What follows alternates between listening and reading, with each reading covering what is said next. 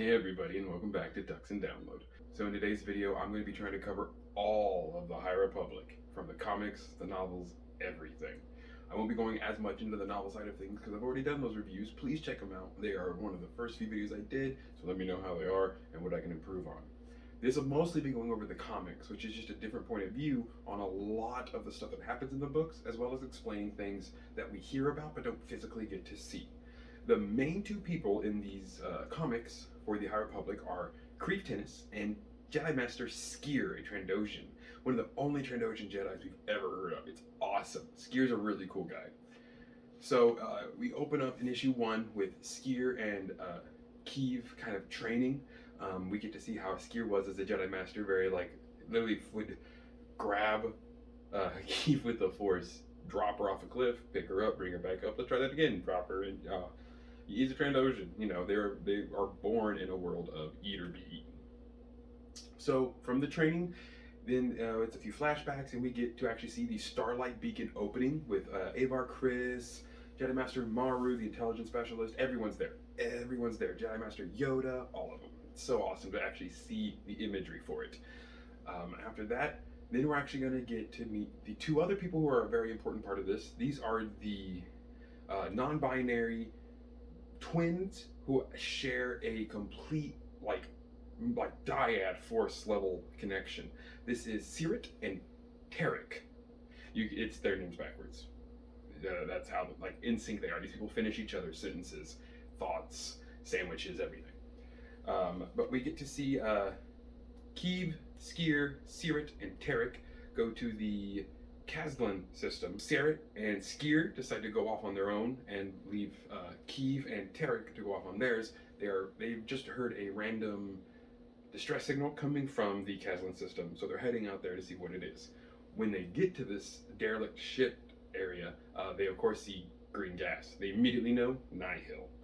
So after the two have separated, Skier and Sirit go on their way, and Sirit is feeling a lot of anger and pain coming from Skier, and is actually very worried about him. Skier loses his temper because he actually gets snuck up on and attacked by a Nihil. Unable to sense him, he starts losing it. So we're getting this backstory that Skier's kind of losing his touch with the Force, and he goes ballistic, hacking and slashing through a dead body, just letting loose, really going full lizard on the thing. Sarek notices this and, of course, wigs out a bit. They all come together in the end and kind of talk about it. Skier talks with Avar too about how he's not really feeling it, but Avar kind of pushes him off. There's going to be a lot of this because Avar, when she became the Marshal of Starlight, became obsessed with being the Marshal more than being a Jedi. Tale as old as time. She got too much power too quick, and she didn't really know what to do with it. So the next mission after Kreef Tennis is knighted, Jedi now. Jedi Knight Keeve. It's so cool. Skier's so happy, of course.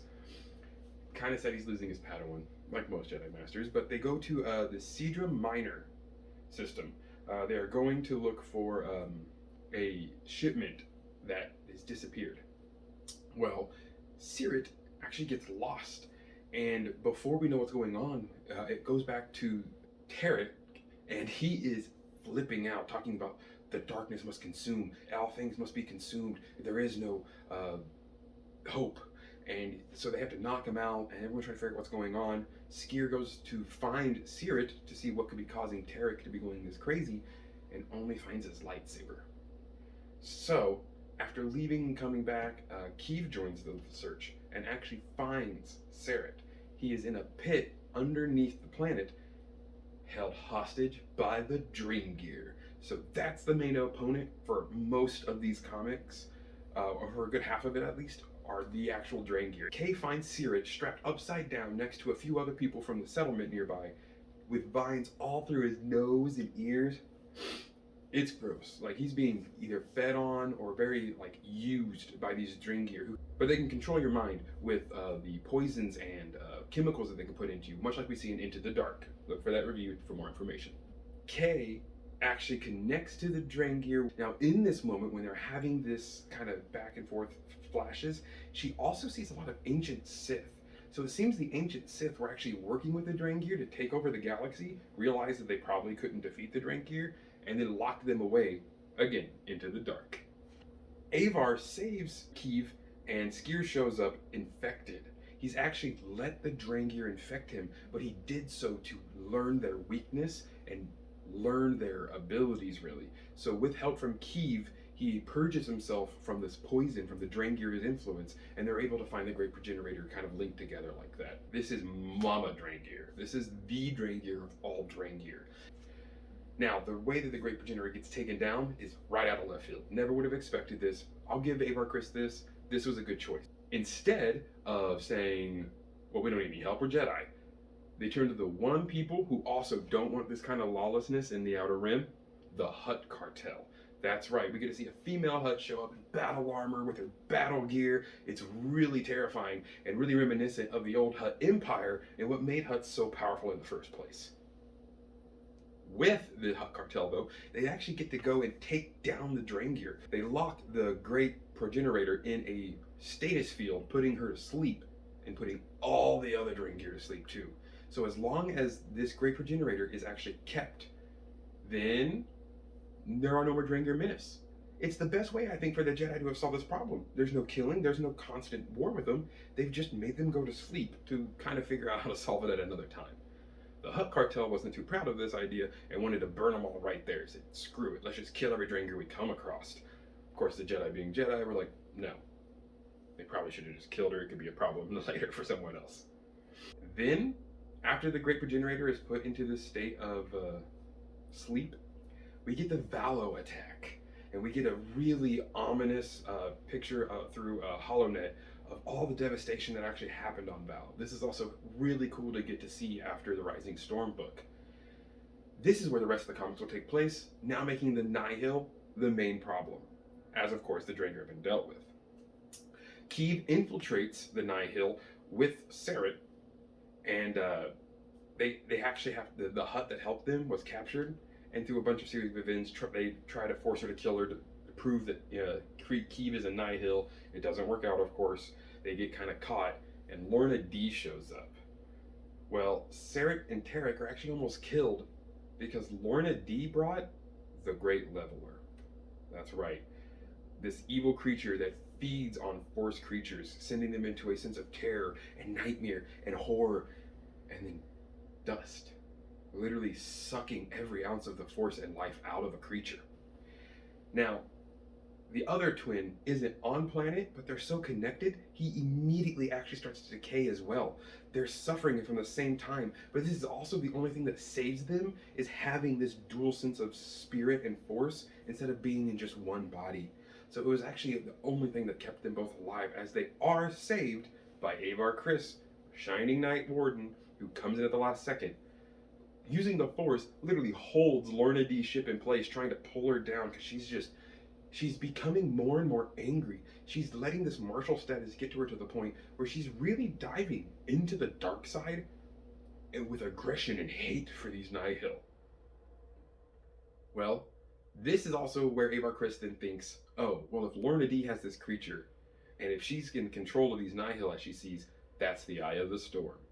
She's not thinking, she's just assuming and acting. That's not the Jedi way. After Avar fails in capturing Lorna D, this is when we actually get to find out what's happening to Skier. He gets a phone call and just tells him to, the medic on Starlight to just tell him outright. And he's sensitive, but he said just do it anyway. And that's when we find out that Skier has Magraq brain syndrome. This is a Trandoshan disease that actually causes their brain to revert back to an animalistic, very primal state. So Skier is going from being this Force-sensitive Jedi Master to a monster, and it bothers him. And he's losing all of his connection to the Force. So, Avar, not letting this go though, they all leave again. Skier's kind of hiding what he can, not really telling everybody because he still wants to be a Jedi. So they gather a group, Keeve, Skier, another Jedi Master who won't make it, and Avar Kriss going after Lorna D. We hear about this in the Rising Storm book as well, about how Stella Geos and Elzar Mann are sad that she won't be at Vallo, because she's out hunting Lorna D. Well, of course, it was good she kind of was there, maybe, because a lot of bad stuff happens on Vallo, of course. Now, this is a really cool fight between Avar and Lorna D. Of course, Avar is going into this furious mindset of kill, kill, kill, kill, kill. So it's actually Keeve who has to try and remind her of what being a Jedi is. It starts to come through. Avar starts to, make the jokes of when did you become so wise? But Lorna D shows up using a dead Jedi's lightsaber, and Avar loses it again. She's in this massive mech suit, and Avar with the Force literally just shatters it into thousands of pieces. Beautiful artwork. Lorna D ignites the lightsaber, sending her into a super frenzy. They fight for a little bit, but Avar Kriss is trained. Cuts Lorna D's hands off and is about to strike her down when Keith steps in the way to defend her, saying, "This is not the Jedi way." Lorna D tries to grab her, thinking this is it, and of course, Avar just force pushes her into the wall, knocking her out. I don't think Lorna D really understands what fighting a Jedi is like. A lot of the Nihil don't. They want to think that they're these unstoppable storm. The only unstoppable one is honestly Marchion Ro, because he knows not to tangle with things you can't handle. After the capture of Lorna D, this is when we get the scene where Stellan Gios is yelling and screaming at Avar about how she's abandoned her station, she's losing her way. This is during the Fallen Star book, and we know what happens during this phone call. Starlight Beacon blows up, split in two over the next few hours by the bomb set by Nihil spies on the station. Make sure to go into my Fallen Star book review for more on that fun. And of course, Avar then rushes back to Starlight Beacon after the transmission is canceled, hearing over the holonet what's actually going on and wigging out, because this is her place. This is her fortress. She is the marshal of Starlight Beacon, and she wasn't there when they needed her most. This also sends her into a horrible spiral. When they get there, there's more than one Great Leveler. There are many, and this is when we get to see the Great Leveler for the first time ever, full view, and it's disgustingly awesome. Mouths in random places, almost a humanoid face. I believe, as we'll see later on in the Marchion Ro comics, Eye of the Storm, that it's dependent on what they feed upon. Remember, the Great Leveler was trapped in a temple for a long time by Marchion Ro and his people, who aren't very Force sensitive, but have some weird connection to the Force. So the Great Leveler must have fed on a lot more humanoids because of the temple. Because of when you look at the Great Leveler, again, it looks very humanoid. Big mouth, eyes, hair.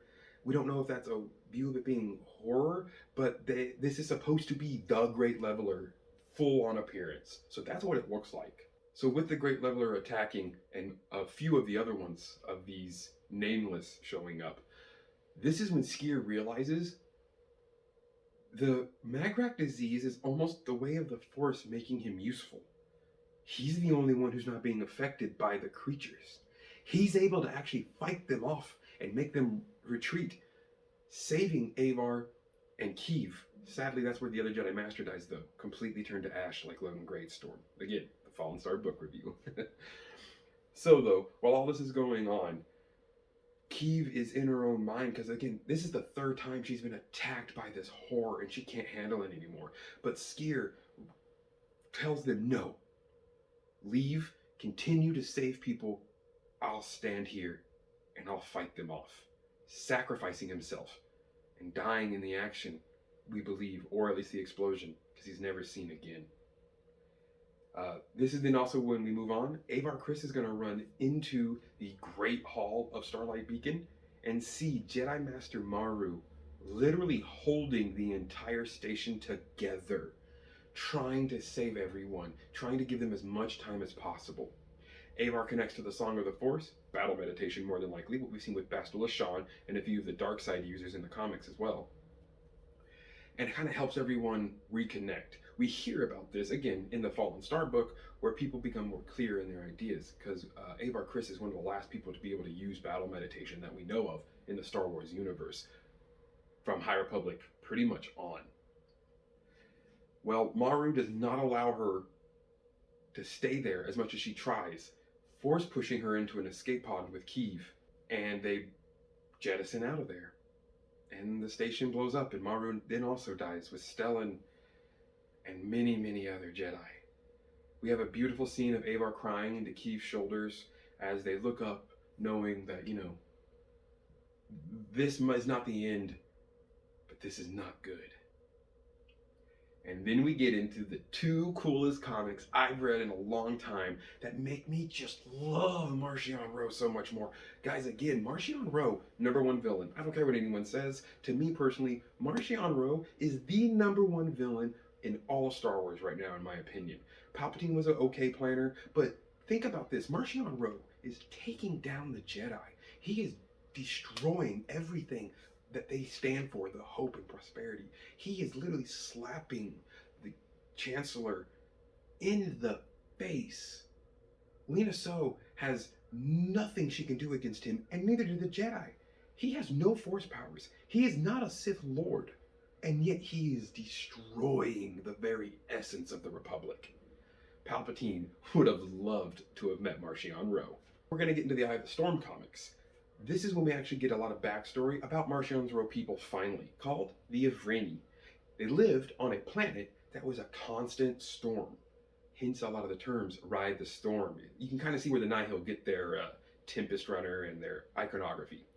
So the Ivreni had an amazing planet with floating houses, and they all kind of just were caretakers of this planet and worked with it. Until one day there was a horrific storm. A storm so great it covered the planet and destroyed most of the population, causing the rich to become greedy, the powerful to become lustful, and the weak to become angry. No one trusted anyone after this point. There are literally panels where you see a father fishing for sky fish, and he only brings in 3 for the 4 mouths to feed, and the mom kicks him out of their house and off their platform. He falls to his death. We then see that the Ivreni have changed. Marchion Ro talks about how they went from being caretakers to liars, thievers, and just only caring about themselves. Well, as they realize that they can't keep prospering on this planet because it just wants to kill them and have them kill each other, they finally leave and begin space flight.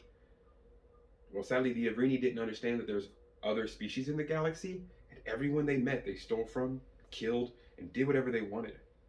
There's a beautiful thing in there. Marchion Ro says that the Ivreni did not care about your alliances. They did not care about your sexuality. They didn't care about anything except for one thing: common goals. If 2 people had a common goal, they could work together, but the second that shifted, the Ivreni would kill whoever is next to them. They are a backstabbing people. They went from being caretakers and nurturers to backstabbers and liars. They could care less about their fellow people in the entire galaxy, let alone their own family. Now this leads into the young Marchion Ro with his grandma and his dad, leaders of the Nihil at the moment, but the Nihil at this time is much smaller. So Marchion Ro is talking to Mari San Tekka when there is a outburst between the grandmother and the father, and Marchion Ro's father just straight up kills his grandma, pushes her over the edge, and that's it. Now that she's out of the way, Marchion Ro's dad puts Marchion in a fighter with the new like slip space San Tekka, Mari San Tekka style hyperspace engine, and challenges the Nihil, telling them, if you all would just shut up and do what I tell you instead of just trying to listen to this old lady, we can become bigger and better. Let me show you. My son can kill all of you right now if I wanted him to anyway. So Mari San Tekka, for the first time ever, activates her abilities and allows Marchion Ro to just quickly hyper jump all over the place and just skip around, destroying the Nihil until they eventually just give up. He then becomes a little battle lusty, and his father literally says, if you do not stop fighting, I'll turn off the engine and let them kill you, and all of our people's hopes die with you. Brutal stuff. This is not a caring family at all. This is eat or be eaten. We have Marchion Ro now is a bit older. He's a teenager looking down, and there is his dad, stabbed in the back like we learned from the book series, bleeding out in front of him. He says, what, are you just going to sit there and watch me? Marchion doesn't even reply. His father then says, good boy. That's exactly what he wanted his son to do. No room for pity or weakness in the Ivreni way of thinking. Marchion Ro takes his helmet, goes down to the no space Great Hall of the Nihil, and announces that he is now the Eye of the Storm. And he's the one who leads the Nihil from just 1 Tempest to 3, and being a massive armada. We're then going to get into the second part of Eye of the Storm, and this is when we're going to see the now leading to the future. And this is where Marchion Ro shines. He's gonna put the Republic on its knees. Here, we actually see Marchion Ro build a special team to go to a very weird planet where he literally has to sacrifice ships getting through the atmosphere because the planet is like trying to kill them. It's a planet that just, like the atmosphere, the clouds, the animals, they all want to kill everything. Literally just cannon fodders a bunch of people so that his ship can make it through. And this is where they get the rest of what he called the Nameless, giving the species a name from the Ivrini people, or at least his family. This is before Starlight Beacon. This is him prepping for Starlight Beacon. He needs more of these creatures to fight the Jedi. This is then, after that, we could come a bit more back to the future, and we actually get to see the Grand Jedi Master and the other Jedi speaking with the Chancellor and the other senators about how they have to pull back. They've made it a stress call, literally calling every single Jedi back to the temple because they don't know how to deal with the Leveler and the Nameless, and they're honestly scared. We get a really good scene here where a Chancellor talks about, oh, if the mighty, demigod Jedi are afraid, what we mortals to do? And the Jedi aren't having it. They're like, look, you don't understand. They don't attack anyone but us. If all the Jedi are dead, then who's going to save your butts? So they really pull back in and really cloister themselves to protect themselves. At this time, Lena So, she calls upon a defense force general to gather every single ship the Republic has in its defense force to send out and annihilate the Nihil. This is when Marchion Ro announces that he has something that no one would ever think of. He has something that will make the Outer Rim the Nihil's kingdom. He activates these strange orbs out in space, and just like in the first book, Light of the Jedi, we get another hyperspace disaster. All of these ships from the Republic Defense Force heading out blow up in hyperspace as this green field covers most of the Outer Rim. It's literally a gate. He has found a way to shut down hyperspace. If you do not have his permission, you can't get to the Outer Rim. He has put the entire Republic in a place of nothingness. No army, no Jedi. The Outer Rim belongs to the Nihil. And the Nihil belong to Marchion Ro. One of my favorite things in the end of this is there's a Jedi that Marchion's been kind of telling all of this to, just kind of gloating about the glory of his plan. And we see another one of the Nameless who has more of a squid face. This is the ones he gets off the planet, making me think again, since these Nameless are only feeding on the creatures from said planet, they look a little different. And the Jedi they're about to feed on also is a octopod kind of like Jedi species. But the Nameless then feeds off of it, husking him as Marchion Ro holds the control rod. And just 100% strikes the fear into the Republic. He knows he's going to be the one in charge. I mean, Marchion Ro has one of the coolest openings ever in this comic book series, Eye of the Storm. My name's Marchion Ro, and you fear me because you should. That's not the exact statement, of course. My memory's not the best with trying to remember all of this stuff at once, but he just has these amazing lines, and his ability to plan ahead and not allow himself to be goaded into fighting or to be goaded into acting out of way.